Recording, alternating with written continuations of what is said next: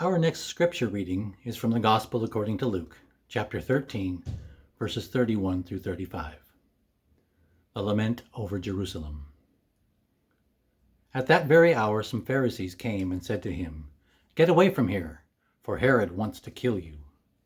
He said to them, "Go and tell that fox for me, 'Listen, I am casting out demons and performing cures today and tomorrow, and on the third day I finish my work.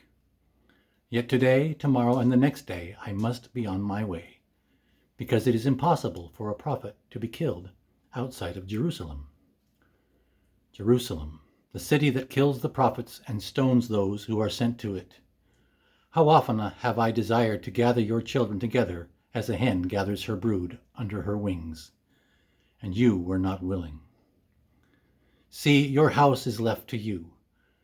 And I tell you, you will not see me until the time comes when you say, Blessed is the one who comes in the name of the Lord.'" Holy wisdom, holy word, thanks be to God. Now, when I think about talking to you about Lent, the word trepidation comes to mind. Who am I to tell you how to live your life through this special time in the Christian year? I have enough trouble steering myself through this time. But of course, God provides.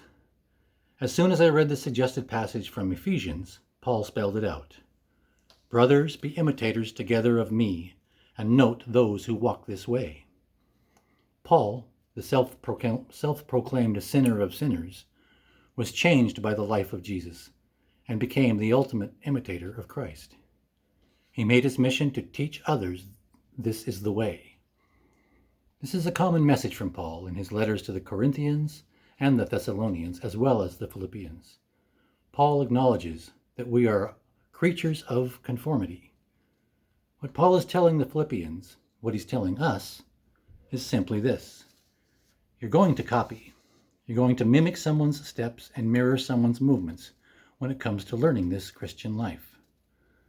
That's how we are as human beings. So if you're going to imitate somebody, go ahead and imitate me.